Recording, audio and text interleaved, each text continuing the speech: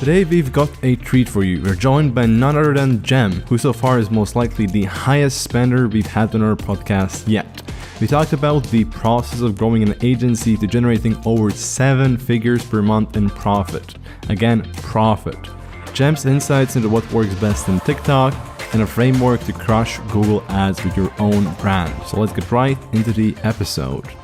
Welcome to the new episode. This time our guest is Jem, the Google God. He's probably the biggest spender we've had on the podcast so far. So definitely going to be an exciting episode. This episode we definitely want to talk about Google Agency, TikTok ads, and more. So let's get right into it and welcome Jem.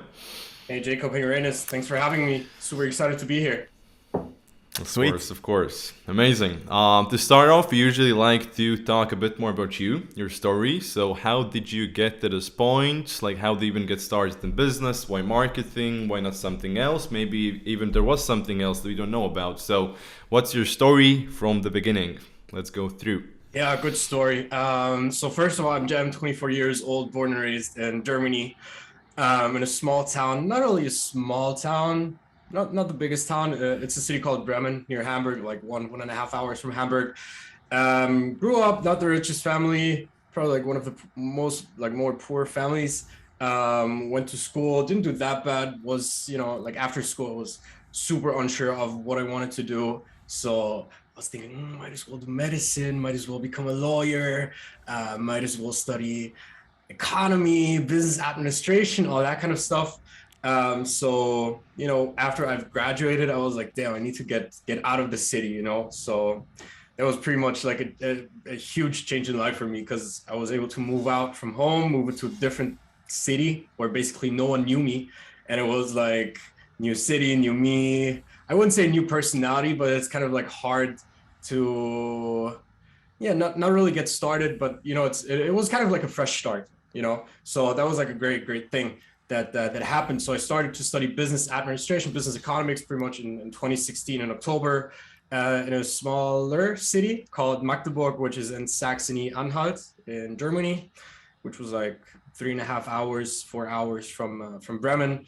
And I didn't know anyone there. So started to study, didn't study at all, didn't do good at all. I had like the worst grades when I started off.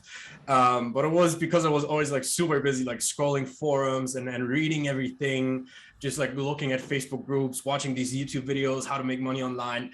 And this is honestly where it all got started. Watched a few videos back then. I think one of the first people who I saw on YouTube was probably Dan De Silva. Forums that I visited were blackhatworld.com. So, like just looking OG. Yeah, very OG. Just looking at all of these affiliate things, Amazon monetization, Amazon affiliate, search engine optimization, smaller affiliate stuff. So started pretty much in 2017 in December with a friend of mine, had a Shopify dropshipping store, general store. I think in total was like 123 products. And all of these products were actually like half of them were print on demand, and the other half of them were just like random dropshipping stuff, like trash. It's kind of like what you would be imagining if you were thinking about a general store, like super trash products, super shitty quality. And I never even made a single sale. I didn't know what the fuck I was doing. I was buying traffic on Fiverr. I had all of this bot traffic. I had like 20,000 sessions on my store, and I was like super proud. I was like, yeah, someone should buy anytime soon. But of course, like it never happened, right? Because back then, I mean, I knew how to use a computer. I knew how the internet worked and everything, but like all this marketing stuff, I didn't know how it was working. So ended up running the store for half a year, sold in like June or July as a pre-built store within a Facebook group for like 250 euros. So after PayPal fees, it was like what, 234, 239 euros.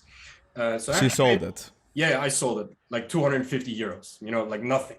But it was a pre-built store, and I think 250 for pre-built store is not too bad. And someone was like, oh yeah, I want to run like my gym, my gym fashion business there. So yeah, let me buy, blah, blah. And, like originally when I posted on these Facebook groups, I wasn't really thinking much of it, because I was like, might as well try. Like if someone will buy, I'll be making some money. So someone bought, Free money, made some money, quick money, the first money I've ever made online, honestly. So, that was quite good. So this is like pretty much like the first start. Started running Google ads for some people, some like lead gen stuff like dentists, lawyers, and all that kind of stuff, tax offices in August 2018. Got a course before on Udemy, Isaac Rudansky, which is like a 24, 26-hour course. And it was like super in-depth on everything. And I'm not going to say it's the best course, but I think it's actually one of the most enrolled courses online. I think like back then, 2 years ago, he had more than 126,000 students or something enrolled into the course, which is like amazing, right? Crazy. That's massive. I know.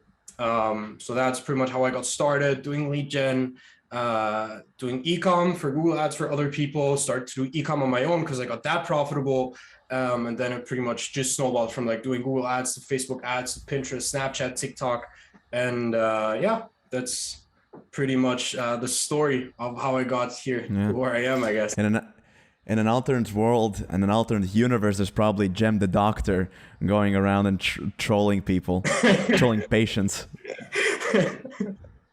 But definitely an interesting story. Like the one thing that stuck out to me, which I think is definitely true. It was like a small part of the story, but basically moving out of your home city. I think that's a very important thing for everybody to do for multiple reasons. First of all, basically for you to go through basically becoming more mature, getting used to a new environment. How do you feel? How do you figure things out? And also not being comfortable. So I think that's important. But a great story, a lot of turns, a lot of interesting developments.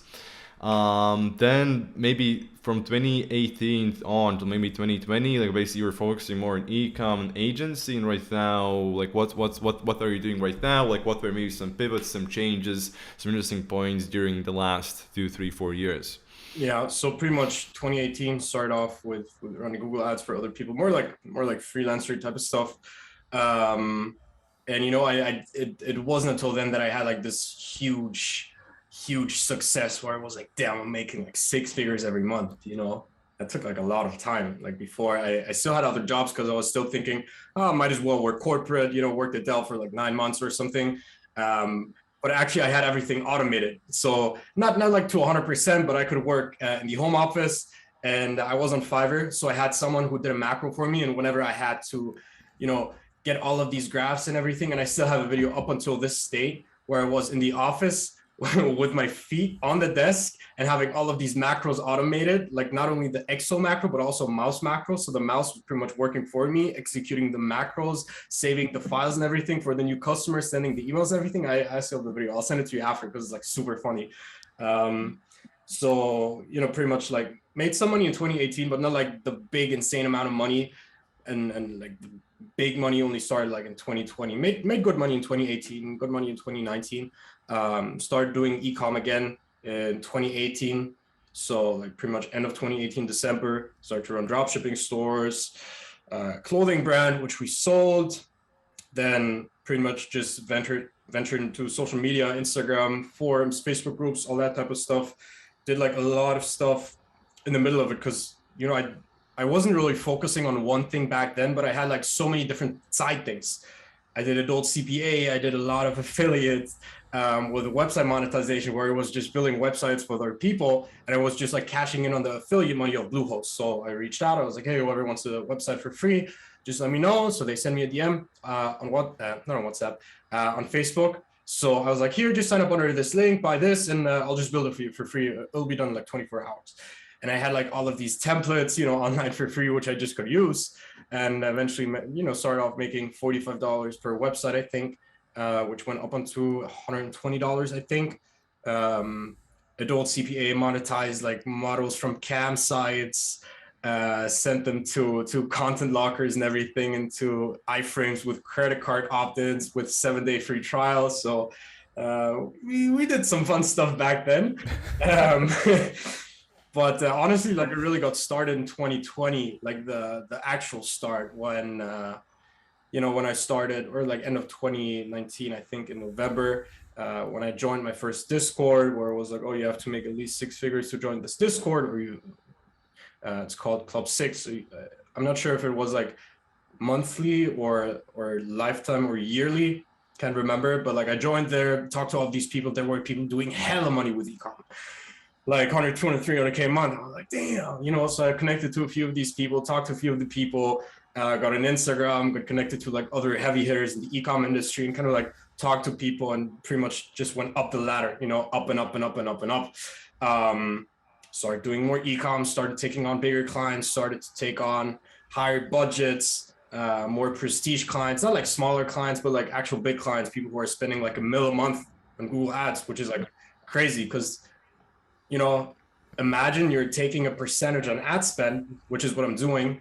Let's say you're just taking 5% on 100K. Like I'm taking a bit more, but let's say you're taking 5% of 100K. That's 5K MRR. That's what, 60K a year. Provided the client is paying you for that long, right? So pretty much just started talking to more people, met people such as Nick Shackelford last year in Miami in May 2021. Got introduced to even bigger people, and honestly just worked my way up. Amazing. Basically, it seems like you did like all the traditional thing, basically just trying out a lot of things at the beginning, getting a lot of experience, getting your hands and feet wet in multiple things, and then just dialing in what worked the best and scaling up. But yeah, amazing story. Appreciate you sharing that. I think this is even my first time hearing like all the ins and outs, so that's definitely very interesting, I think, also for the audience as well.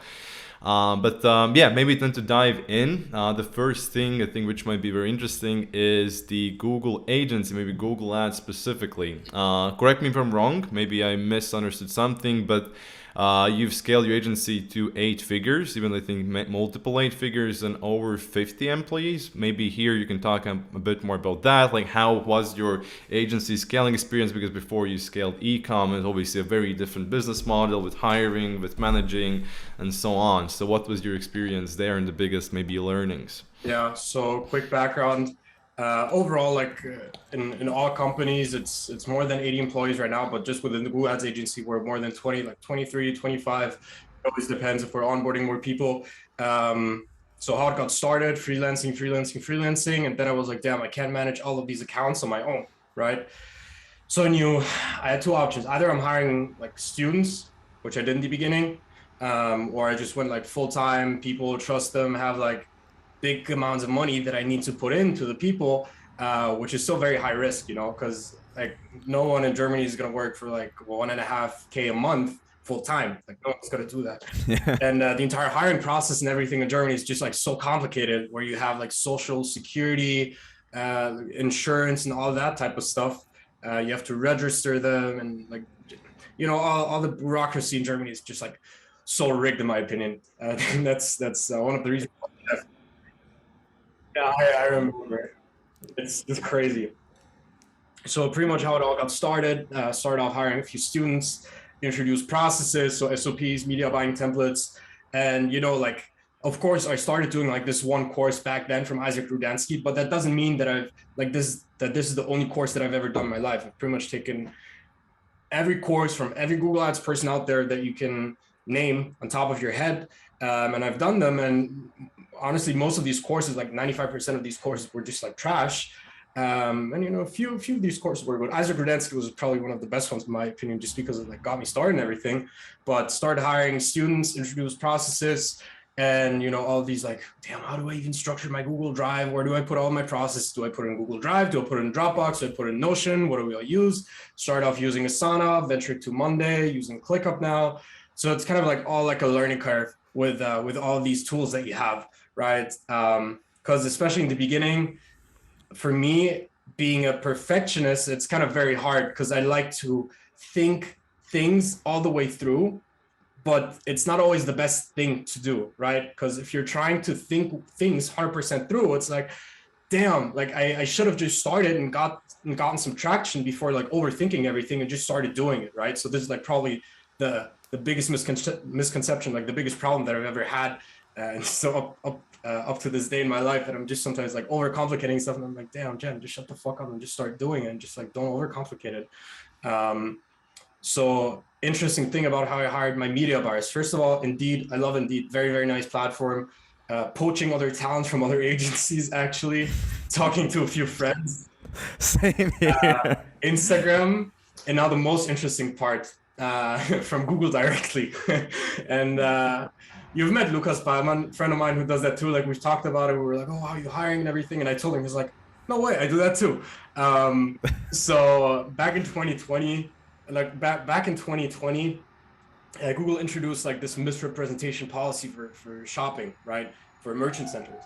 And a friend of mine, Justin, and I, we were like the first ones to figure out how to actually unban this, because people on Fiverr were offering it, Upwork and agencies, and people were running ads to it, but no one ever could do it, right? We were like the only ones, not because we had an insider, but just because we studied the entire policies and everything. So 2021 started to offer a service. I think even back in 2020, the end of 2020. So started to offer that service, first of all, like Google Ads unbanning and Merchant Center unbanning. And what happened was, whenever I wanted to unban an account, it's not like that I'm just submitting a form. It's me actually calling Google, being on the phone, talking to the rep, and like being, okay, this account got banned for suspicious payments, for example, right? And many people think, oh, you might have stolen a credit card or yada, yada, yada. That's not the case. The main issue for suspicious payments, for example, is that you are not putting in your credit card verification code, right? So the 3 or 4 digit code, whether you're using a Visa or an Amex code, that you're not submitting it. And the reason why people are not submitting it, because it's not mandatory. It's not necessary, because whenever you create a Google Ads account, there's like this field, CVV, CCV, whatever, but it's not mandatory. So you can save your credit card profile, your billing profile, without putting in this number, right?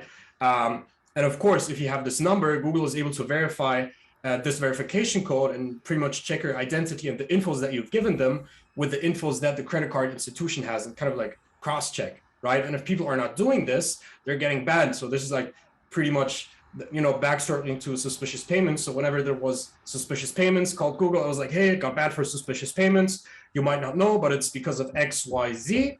And, you can't just call and be like, oh, there is no mistake, everything is good. You actually have to be like, we made a mistake. This is the actions that we've taken. There's pretty much a plan of action, how we're going to proceed with this in the future. So it's not going to come up again, right? Same with PayPal and everything. You can't just say, I have my tracking number, it's all good. Like, you actually need to be like, okay, this was a mistake and this is how we're going to do in the future. So many people have problems with PayPal. Honestly, I've never had a PayPal account banned. I still have all my PayPal accounts. I'm not using PayPal right now, but I've used PayPal back then. And I know how much of a pain in the ass it is, right? So call Google, talk to the reps, and depending on where they were located, whether it was in the US or in Europe, when they were in Europe, they were either based in Dublin or in Lisbon. Because in Lisbon, there's like this one phone call center. So I called them, talked to them. I was like, hey, I know you can't take my personal information. Like, I know you can't give me your personal information, but here's my personal information. Just note it down. Just FYI, this call isn't recorded because I didn't want it to be recorded. So we can't cross-check, because in the beginning, they say, hey, do you want this call to be recorded? Press 1. If not, press 2. Always pressing 2. Giving them my contact info, my LinkedIn, my WhatsApp, my email. And then they can just reach out. And I've gotten so many messages from Google on WhatsApp that I think I've hired like 8 people up to this date from Google directly, right? And so like media buyers specifically, or buyers. Assistants? Media buyers. Sweet. So they're not the best media buyers, but they have a great understanding of how Google Ads work. I have 23, 25 media buyers, whatever. And I don't have a single project manager when it comes to this, because I was building everything back then. And how the workflow is pretty much going is I have all the clients in my Slack, or we have a shared connection, or they're inviting me to their Slack, whatever they want to do. And then I'm getting either myself, my 2 assistants, and the respective media buyers for this, right? Because sometimes I have 2 media buyers sitting on one account, and then they're doing all the client communication, talking back and forth, reporting, all that sort of stuff. Because it's pretty much, I wouldn't say it's 100% automated. Everything is automated besides of the media buying and the reporting, but the reporting is just plug and play. The only thing that they need to do is just like put it in there, right? Like a few lines and everything. That's pretty much it. And is all of this like managed remotely, or have like an in-house office, or all of them just gather together and work together? Like how? Oh no, it's in-house office actually. It's done in Germany. Yeah. Oh, nice. Yeah, that's a good structure. And I also imagine like you have like a commission base for them, so they are more inclined to deliver good work and no keep the commission clients based happy, actually, right? all fixed. No. The average salary Fixed. in Germany for media buyers or like people in marketing is 34,000 euros. I'm paying them between 3 and 5K euros, which is like way more, right? So, Okay. It's not like the type of thing where you have a sales guy who's in your sales team and you're like, okay, close this guy, I'm giving you 10-20% commission. Yep. The only thing they're doing is media buying, so it's their job. It's not like, if they're doing a great performance, they might be getting some incentives, like whatever. Example, Amazon gift card, or like some adventure, A hoodie. skydiving, some random stuff, you know, just like keeping them motivated. Because like the motivation is going to be there anyways, right? But the people who are performing the best, of course, are getting some kind of incentive, right? But it's like the incentive isn't in form of percentage. I know that one agency is doing that. I'm not going to name the name because you know, very confidential what they do and they want to stay low key. But I know that to some employees, they're paying them 20,000 euros a month. And the founder told me, I was like, "You're paying your media buyers 20K a month?" He's like, "Yeah." I was like, "No way." He's like, "Yeah, no. They're getting paid in performance." So it's kind of like having your own affiliates in-house and them getting paid performance-based. But then again, it's a totally different thing because they have their own products and they have their own network and everything. So, you know, then again, it's not like that they only do media buying, but they drive the revenue home for themselves. So Yeah, makes sense. Hope you've been enjoying the podcast so far. Here's a word from our sponsor, ourselves. We'll audit your email and SMS marketing to see if and how it can be improved for free. Simply go to agencyjr.com/call. That's agencyj as in Jacob, R as in Reynes.com/call, and let's talk and see how we can make you more money. Then maybe for us to dive deeper into Google Ads themselves, so maybe more tactical things, some more tactical tips for some other e-com guys to help them out. So for me personally, I'm not a Google Ads specialist. What I know from Reynes, basically there are three main things: the shopping ads, the search ads, and YouTube ads. With these, or maybe something else, if so, explain to us. But is there like a specific scenario where each one of those work better, or do basically all three usually work the same for the same kind of brand, or like how do they differ? Like what are they best for? And like what's your experience with all of those verticals? got it. So the main thing that you have to understand is that Google Ads is pretty much intent based, right? So people are looking something. So let me go over the 5 types first of all, maybe. You have 5 different campaign types. Search is whenever someone is looking for something on Google. You have shopping. Shopping is whenever you're looking for shoes, for example, and you have these image ads on the Google website. This is shopping. You have YouTube ads. YouTube ads counts to Google. It's in the Google Ads platform. YouTube belongs to Google. Pretty much YouTube ads. I mean, you've seen YouTube ads. You do email for YouTube ads for info. You have display ads. Display ads, pretty much GDN, Google Display Network. So whenever you're on a blog or some news website or whatever, all of these ads that you see on the side, or when people are saying, "Oh, I'm getting the ads over and over again. I was looking for this. I got targeted with this." Well, pretty much display. You know, the image ads or the dynamic static things that you have. This is display, and then you have discovery. Discovery is do you have the YouTube app on your phone? Yeah. Okay. Do you have YouTube Premium or no? No, we're poor. We don't have any money. Okay, so am I. So whenever you're watching a video, do you know that there is like another video below, which is an ad? Yeah. This is discovery, for example, right? This discovery feed got introduced when 2019, 2020, I think. So this is one type of discovery ad. You also have the Google app on your phone where you have like this discovery feed kind of thing, right? So these are like the 5 types, and there's like one new campaign type, which is Performance Max, but this pretty much combines all the 5 things together. Because like recently there have been like so many changes on Google Ads. Because first of all, Google is trying to push everything more into AI, right? You had 2 different types of ads. You had expanded text ads, which had 3 different headlines and 2 descriptions, and you have responsive text ads or responsive ads, which have or can have up to 15 different headlines and 4 descriptions. So what they did in June or July, they're going to remove expanded text ads. New accounts don't even have the option to have expanded text ads right now. Smart shopping is going to be removed. Smart display is going to be removed. And they're trying to push everything into very user-friendly, you know, not like have this insane segmentation where you have tens of thousands of different campaigns, but it's more like you have, you know, a Performance Max campaign. That's pretty much it. Of course, like people are working with Performance Max, search, shopping, YouTube, and everything. But at the end of the day, Performance Max is pretty much cannibalizing your entire account, which isn't necessarily a bad thing. But in my opinion, Performance Max is still very, very new. I've seen very good results with Performance Max. And with these new features, I'm always trying to stay away from them as long as I potentially can. Because when they're being introduced, they're kind of still in a beta function. So they're not really as good as they should be. So you need to give them a few months, because they're already. But maybe there are some fun glitches you can exploit, like on TikTok. So There are a few maybe. things that you can do with Performance Max. I wouldn't call it glitches. It's more like simple setups that not many people are thinking of, right? So, then we can get into some technical stuff. So, one thing that I've noticed, for example, I had a brand search campaign running. I had a Performance Max running. I wanted to run DSA, and I wanted to see how DSA, so dynamic search ads, when they're scraping pretty much everything that you've indexed to Google from your homepage and landing page and everything from your URL, basically. I wanted to see how that's going to impact. So DSA was cannibalizing over Performance Max, which I thought was very interesting, right? The way I structure my Performance Max, always going to be different. What you can do within Google is create custom intent audiences, custom affinity audiences, custom URL audiences. So you can pretty much take the domains from your competitors and the websites. You can take apps from the App Store, so any apps from your competitors. If someone is creating an app with TapCart, or even apps that might have, mutual interest into what people are doing. So, for example, you're selling something in the home goods niche, an app that you might be able to target, or that might be making sense to target, is Home Depot.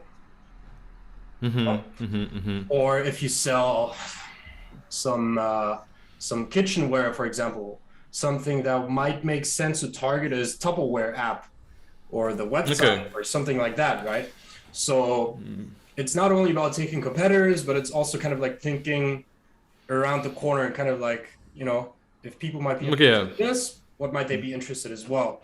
And it's the same with like all of these affinity and in-market audiences. In-market audience, pretty much if someone is inside of a market and is interested in purchasing that respective product. Affinity, if they're interested in just inside of the market. So what you can do is you can stack all of these in-market audiences, you can stack affinity audiences like the Performance Max spend, and pretty much see, how the performance is, and then either kill or, just let them rip, increase budget on the campaign. For e-commerce, maybe a different kind of question. So, like in different media buying platforms, there usually is like an ideal case scenario of like a perfect store which works best for a certain media buying platform. So let's say for TikTok, it's like stores selling like mostly low priced or like lower ticket items to like a younger audience. Mostly, of course, it's expanding right now for Google. Is there like the perfect scenario of an e-commerce store that absolutely must be running Google ads, or like does it work for all stores? Like, is there some tips, some insight there? Good question. I think Google is working for pretty much everyone. So the way I structured my campaigns. So again, let's maybe go back. Let's maybe go back a bit. So in the beginning, I said Google is intent-based, right? Facebook and everything push-based. However, if you take YouTube, discovery, and display into account, Google can be push-based as well. So you're not only harvesting all the searches that people have from shopping and search, but you can also pretty much push something into the people. And this is what many people neglect. Same with GDN. I've had accounts where I was spending 20, 30K a day just with GDN. And, some people will never gotten GDN profitable. I'm sure that many people will never be able to, because it requires like hella attention, hella budget, and all that kind of stuff. Generally speaking, I think anyone can run Google ads if your margins are good enough, because at the end of the day, you're paying for a click and not for an impression. I mean, depending on what you're running, if you're running YouTube, you still have CPM. If you have display, you have CPM. If you have discovery, it's not always click-based. However, anyone can run Google ads if your margins are good enough, if your unit economics are good enough, if your lifetime value is good enough, if your retention is good enough, if your conversion rate is good enough. As an example, let's say I'm selling something for $30, right? I'm paying $1 cost per click, $1 CPC. And let's say my conversion rate is exactly 3%. So if I'm spending $100 on ads, that means, and if I'm paying $1 CPC, that means I'm getting exactly 3 purchases. So if my selling price is 30, let's say AOV is what? 40, 80, 120. So I made 120, spent 100 on ads. But that doesn't account for my COGS and everything, right? So I need to deduct the COGS and everything. And if we're talking about that respective example, it's going to be negative, like hella negative. The reason, I wouldn't say 3% conversion rate is low. Of course, it can be better, but it also can be worse. You can make things work with a conversion rate of 3%. However, it's about, like, of course, we didn't talk about lifetime value and retention in this example. We only talked about new customer acquisition. Yeah, it's simplified, but I think it's a good model to go through. Yeah, still. This is like how I validate all the people, because if people talk to me and they're like, oh, I want to work with you, I'm like, send me the metrics, send me the KPIs, send me everything. I'm just doing the math. I'm going to take a look at the account. And if it makes sense from an economical standpoint, I'm like, okay, yeah, let's do it, provided they have a good reputation. I'm aligning ethically with the product, and, might make sense not only for them from an economical perspective, but also for me, because I don't want to run accounts where I'm only making 2, 3, 4K a month, because, it's simply just not worth my time, because like the opportunity cost that I would have somewhere else might be just so much bigger, as opposed to, just taking on someone where the, unit economics still makes sense at all. So, yeah. Okay, makes sense. So maybe just to go back a step. So just to dumb it down, typically what do you see as is like the optimal AOV and gross margin for brands that rip on Google? Oh, good question. So very good question. I like that question. So when we talk about margin, I think if you have margins of like product, like gross margins of 50%, like talking about the COGS and everything, 50% is a lot, and it should be way less. I think like you can make it work with 50%. Preferably it's like below 40%, sourcing everything, shipping, blah blah blah. So AOV probably,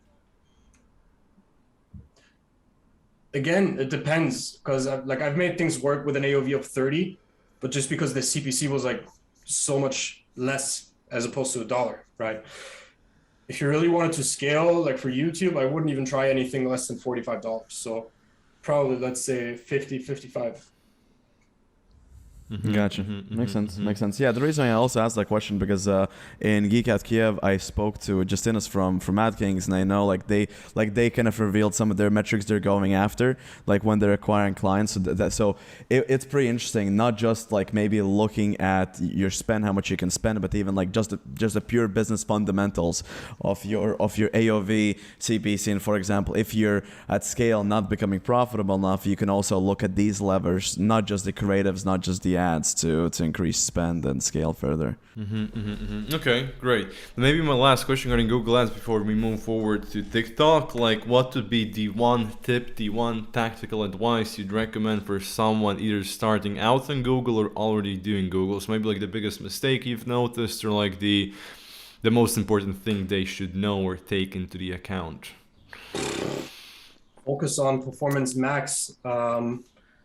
Performance Max is going to be the next big thing on Google. So try and see that you can leverage it while you can, because right now you still have a competitive advantage. So go on Twitter, go on some blogs, get a course, whatever, and just start testing. Test everything that you can see on the internet, spend some money. Don't be afraid to lose money, but, be excited to be able to invest into such a big opportunity, because like the metrics that I've seen on some accounts, crazy. Like sometimes 20x ROAS, or like 200-300 a day on spend, crazy stuff.